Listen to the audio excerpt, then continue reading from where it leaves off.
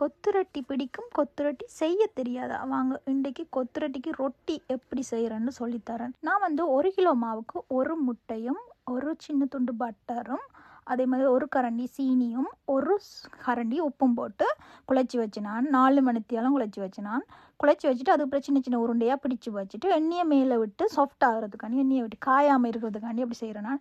இப்போ நான் இப்படி தான் தட்டுறேன். எனக்கு வந்து அந்த கடையில் செய்கிற மாதிரி செய்ய தெரியாது. இப்படி தட்டி எடுத்து நாளாக மடிக்க போகிறேன். இப்போ வந்து நல்லா நல்லா வந்தால் தான் இப்படி எங்களுக்கு ஈஸியாக தட்ட வரும். இப்போ வந்து நான் வந்து மடிக்க போகிறேன். நாளாக மடிச்சுட்டு சட்டியை வந்து நான் 2 சட்டியில் வச்சு செஞ்சேன். ஏன்னா டக்குன்னு செய்யணுமென்றதுக்காண்டி இப்போ நான் இப்படி செய்தேன். இதே மாதிரியே நீங்களும் செய்யுங்க. செய்துட்டு அப்படியே சட்டியில் போட்டு சுட வேண்டியது தான். இதுதான் ஸ்ரீலங்காவில் இப்படி தான் செய்கிறவை. இந்தியாவில் ரவுண்டாக செய்கிறவை. நாங்கள் வந்து ஸ்ரீலங்கா ரொட்டி செய்தோம் இன்றைக்கு. இப்படி வந்திருக்கு, நல்ல வடிவாக வந்திருக்கு.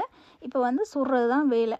நான் வந்து 2 சட்டி வச்சு சுட்டு கொண்டே இருந்தேன். நான் ஒரு மாதிரி சுட்டு எடுத்தேன். நல்லா தான் வந்தது. எனக்கு வந்து எப்போவுமே எனக்கு ரொட்டி, நான் கொத்து ரொட்டிக்கு ரொட்டி செய்ய நல்லா சாஃப்டாக தான் வர்றது.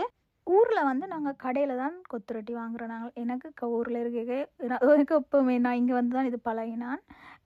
என்ன கொத்து ரொட்டி நாங்களும் செய்து சாப்பிட்றோம். நான் இன்னும் நல்ல டேஸ்ட்டாக இருக்கும் கடையை விட, அதுதான் உண்மை. ஆனால் நீங்கள் அடுப்பு சூட்டை கொஞ்சம் குறைச்சி வச்சுருங்க. ஏன்னா டக்குன்னு கறிவிடும், ரொம்ப சூடாக இருந்ததுன்னா.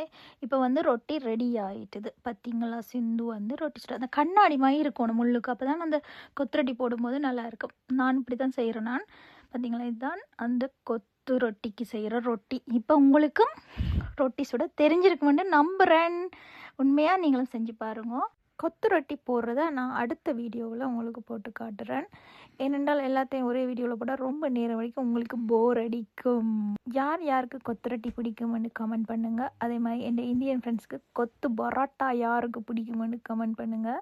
நான் கேள்விப்பட்டேன், இந்தியாவில் கொத்து பரோட்டா போடுறதுக்கு அவங்க வந்து மில்க் விட்டு செய்கிறேன்னு சொல்லி நான் இந்தியாவில் இருக்கும்போது சொல்கிறவன்.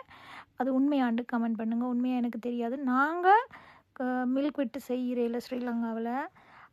இந்த முறை வந்து எனக்கு வந்து இது வந்து அந்த கொத்து ரொட்டி கடையில் செய்வினம் அதை சொல்லி தந்த செய்முறையில் தான் நான் செஞ்சேன்.